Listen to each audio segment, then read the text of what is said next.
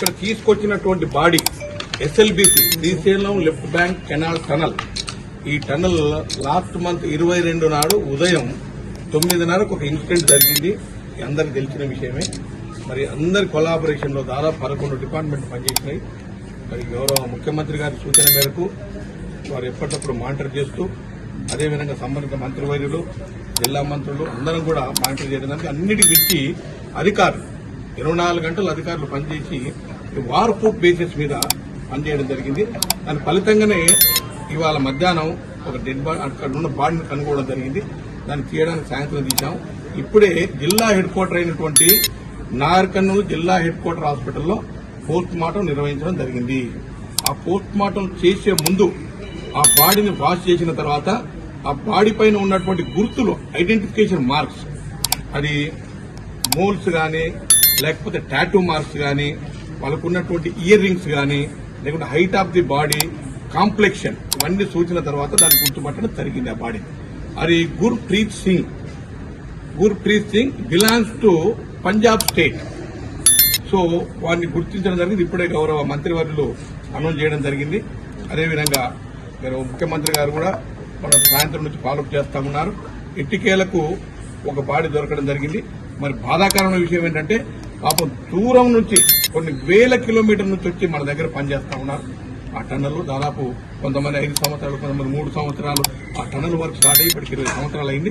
ఏది ఏమున్నా వాళ్ళ గవర్నమెంట్ ఏ రకమైనటువంటి మెజర్స్ తీసుకోవాలో ఆ రకమైన మెజర్స్ తీసుకోవడం జరిగింది. ఫలితంగానే ఈ బాడీని గుర్తించడం జరిగింది. ఇది గుర్ప్రీత్ సింగ్ బాడీ. వాళ్ళ భార్య రాజేందర్ కౌర్. ఈ రాజేందర్ కౌర్ పైన వాళ్ళ పేరు మీద 25 లక్షల ex gratia cheque government of Telangana ఇవ్వడం జరుగుతా ఉంది.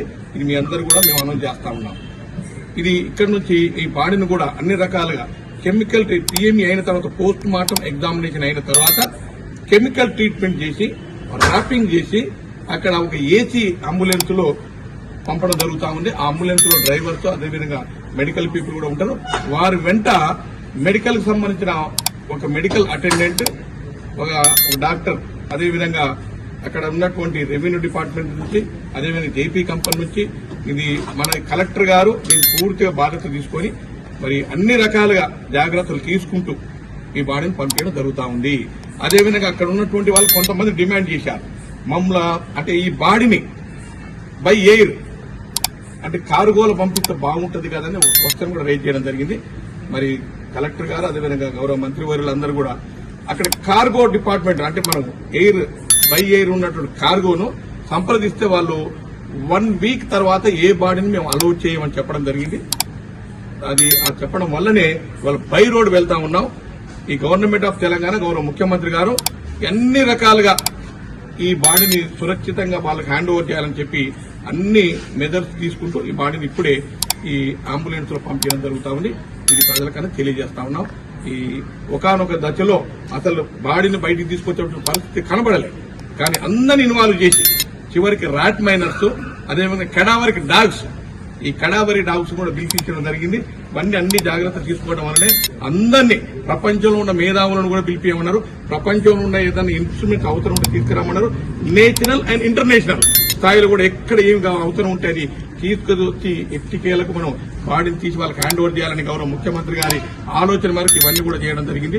మరొకసారి మీకు మనవి చేస్తా ఉన్నాను. ఇక్కడ ఈ ప్రభుత్వం అన్ని జాగ్రత్త చర్యలు తీసుకున్నది. అదేవిధంగా ఇది ఎక్స్గ్రేషియా 25 లక్షల ఎక్స్గ్రేషియా, దీంతో పాటుగా మన కంపెనీ వాళ్ళు కూడా కొంత ఇచ్చే అవకాశం ఉంది. అదే కాకుండా ప్రతి కార్మికునికి అక్కడ ఇన్సూరెన్స్ చేస్తారు, అవి కూడా ఫైనాన్షియల్ గా వచ్చే అవకాశం ఉంది. Thank you.